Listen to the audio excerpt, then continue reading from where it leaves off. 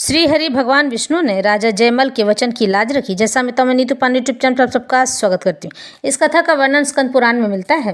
सब धोखा दे सकते हैं पर ईश्वर नहीं। जो कोई भी भगवान विष्णु की भक्ति करता है, भगवान विष्णु हमेशा ही उसकी रक्षा स्वयं करते हैं। जीवन चक्र में व्यक्ति ऐसा उलझ जाता है कि उसे अपने पराये का भेद पता ही नहीं चल पाता है। ईर्ष्या मनुष्य को अपना ही दुश्मन बना लेता है और क्रोध तो अपना ही नुकसान करवाता है। इसलिए ऐसी गुस्सा एवं ऐसे क्रोध से हमेशा ही बचकर रहना चाहिए। जीवन और मृत्यु के मालिक स्वयं ही परमात्मा हैं, लेकिन जीवन जीना कैसे ये हम स्वयं तय करते हैं। यानी कि हम ईश्वर भजन करके या ज्ञान का दान करके या सेवा करके या फिर ईर्ष्या करके, क्योंकि आप जैसा कर्म करेंगे आपको वैसा ही फल प्राप्त होगा। ये तो यह कथा आरंभ करते हैं। भगवान श्रीहरि अपने अनन्य भक्तों का न केवल अपराध क्षमा करते हैं, बल्कि अपने भक्तों के मुंह से निकली हुई वाणी को भी सत्य करते हैं।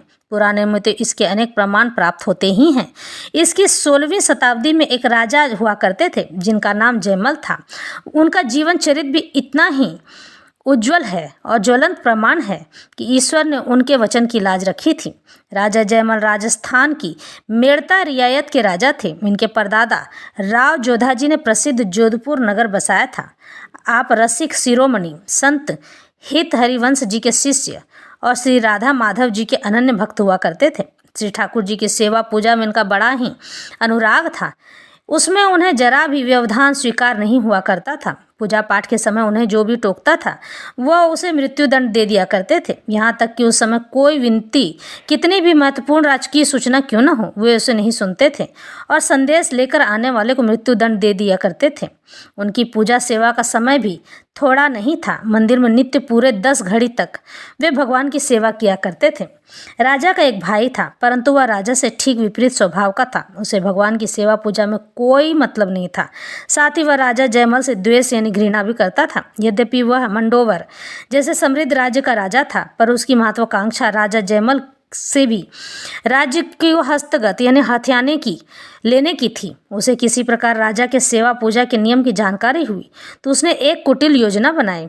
उस दुष्ट ने सोचा कि जब राजा जयमल पूजा कर रहे हों तभी मेड़ता यानी कि उसके राज्य पर आक्रमण कर देना चाहिए, क्योंकि मृत्युदंड के भय से उन्हें तो कोई आक्रमण की सूचना देने जाएगा नहीं और आसानी से राज्य हस्तगत हो जाएगा, मेरे हाथ में आ जाएगा। ऐसा सोचकर उनसे मेड़ता पर उसके राज्य पर आक्रमण कर दिया। राज्य पर आए इस प्रकार के संकट को देखकर मंत्रियों ने विचार विमर्श करके राजमाता से निवेदन किया कि आप ही महाराज को सूचना देने में समर्थ हैं, क्योंकि आपके प्रति पूज्य भाव होने के कारण से राजा आपको कुछ नहीं कहेंगे और उन तक सूचना भी पहुंच जाएगी। फिर वे जैसा आदेश देंगे हम लोग वैसा ही करेंगे। दूसरे किसी को भेजने पर महाराज उसकी बात भी न सुन सकेंगे और प्राण दंड भी दे देंगे। राज्य पर आए संकट की गंभीरता को देखते हुए राजमाता मंत्रियों के परामर्श से मंदिर में चली गए और भगवान की सेवा पूजा में रत राजा को जयमल को उन्होंने आक्रमण की सूचना दे दी। राजा जयमल ने माता की बात सुनकर सिर्फ इतना कह दिया कि भगवान सब अच्छा ही करेंगे और स्वयं नित्य ही भांति सेवा पूजा में लगे रहे। इतने बड़े संकट की सूचना भी उनके मन को सेवा पूजा से न विचलित कर सकी और न ही उन्हें उद्विग्न कर सकी कि हिला डुला भी नहीं सकी, चिंता में भी नहीं डाल सकी मेरे राज्य का क्या होगा। वो अपने ईश्वर पर भरोसा करके पूजा में बैठे हुए थे। अब मंत्रियों के सामने समस्या थी कि वे किंकर्तव्य मूढ़ थे, क्योंकि महाराज ने जो आदेश दिया था उस हिसाब से उनके पास कोई आदेश था ही नहीं। वो अपनी मर्जी से कोई कार्य नहीं कर सकते थे, क्योंकि राजा थे नहीं, क्योंकि राजा की ओर से कोई स्पष्ट आदेश आया नहीं था। आक्रमणकर्ता राजा का भाई ही था। ऐसे में साम दाम से भी कार्य हो सकता था। राजा का स्पष्ट आदेश होता तो दंड नीति अर्थात युद्ध के लिए सेना को कुछ कराया जाता। इधर राज्य मंत्रियों के समक्ष यह समस्या थी कि उधर राज्य मंत्रियों की यह मूर्ता भगवान के लिए समस्या बन रही थी, क्योंकि राजा ने कहा था कि भगवान सब अच्छा ही करेंगे। ऐसे में सारा उत्तरदायित्व तो भगवान का ही हो जाता था। भगवान कैसे चुप रहते। भगवान को देखकर चिंता होने लगी। आखिर भक्त के राज और उसके वचन की रक्षा भी तो करनी थी। शत्रु सेना निर्बाध रूप से बढ़ी चली आ रही थी। जब सेना मेड़ता के एकदम निकट पहुंच गई, ये राज्य के निकट पहुंच गई तो भगवान से रहा न गया। उन्होंने झट सैनिक का वेश बनाया, एक हाथ में तलवार ली, दूसरे में भाला धारण किया, पीठ पर ढाल बांधी, राजा की घुड़साल में जाकर राजा की सवारी का अश्व खोलाए, फिर उस पर सवार होकर अकेले ही युद्ध भूमि की ओर चल दिए। भगवान के सवार होते ही अश्व सरपट दौड़ा चला आया, मानो उसमें भगवान श्रीहरि के शाश्वत वाहन गरुड़ जी का आवेश हो गया हो। पहले तो अकेले एकमात्र सैनिक को आते देखकर शत्रु राजा ने सोचा कि संभवतः यह संधि प्रस्ताव लेकर आ रहा है, परंतु थोड़ी ही देर में उसका वह भ्रम टूट गया।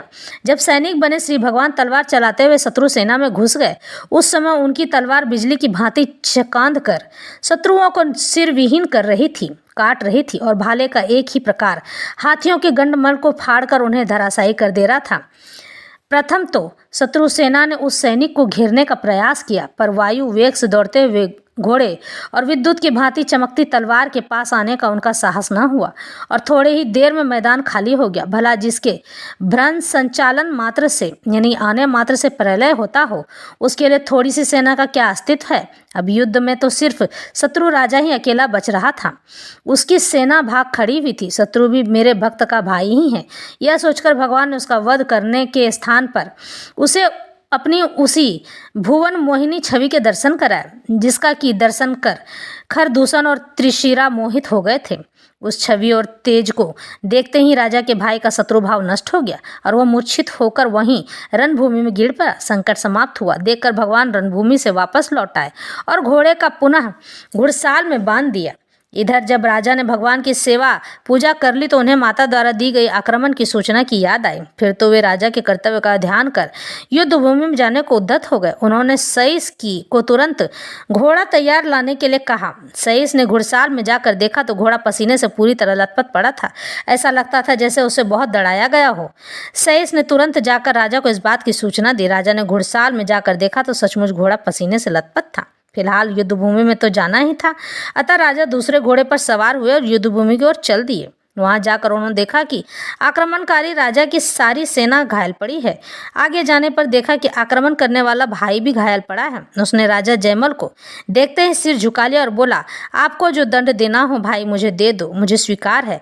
राजा जयमल ने कहा, पहले यह तो बताओ कि तुम्हारी सेना का विनाश किसने किया है और तुम कैसे घायल हो गए हो। उसने कहा, तुम्हारी ओर से मात्र एक सांवला सा सिपाही घोड़े पर बैठकर आया था, उसने ही मेरी ऐसी दशा कर दी है और ऐसा विनाश और तांडव मचा दिया है। उसकी दृष्टि पड़ते ही मैं घोड़े से गिर पड़ा और मूर्छित हो गया। राजा जयमल को अब सब समझते देर न लगी कि वह सांवला सिपाही कोई और नहीं, वह तो श्री हरि नारायण थे। वे तो उनके आराध्य देव श्याम सुंदर ही थे। राजा ने सोचा, जब उन्होंने इस शत्रु को क्षमा कर दिया तो मुझे दंड देने का क्या अधिकार है। अतः उन्होंने भाई से कुशल प्रश्न उसे वापस घर भेज दिया। उधर भाई के मन में पश्चाताप हुआ कि मैंने अपने संत प्रकृति वाले भाई से इस प्रकार द्रोह किया। उसने बार बार क्षमा मांगी और स्वयं भी भगवत भक्त हो गया। इधर राजा जयमल के मन में बड़ा दुख हुआ कि मेरे कारण भगवान को इतना कष्ट उठाना पड़ा। मैंने माता से जो कह दिया था भगवान सब अच्छा ही करेंगे, इसलिए भगवान मेरे राज्य की रक्षा के लिए स्वयं पधार गए थे। ईश्वर ने राजा जयमल के वचन की लाज रखने के लिए खुद ही युद्ध भूमि में उतर आए थे और युद्ध करने के लिए चले गए थे। इससे राजा जयमल बड़े ही आहत हुए और ईश्वर से क्षमा मांगने लगे। इस तरह से राजा जयमल की आस्था और ईश्वर के प्रति बढ़ गई। यही नहीं, उनके सभी सैनिक और उनकी माता की भी आस्था श्री हरिनारायण भगवान विष्णु के प्रति बढ़ गई। इस तरह से परमात्मा हमारी हर तरह से रक्षा करते हैं और हमारे वचनों की हर पल लाज रखते हैं, तो ईश्वर पर भरोसा करना ही सर्वथा उचित है। तो आज की कथा यहीं संपन्न करते हैं।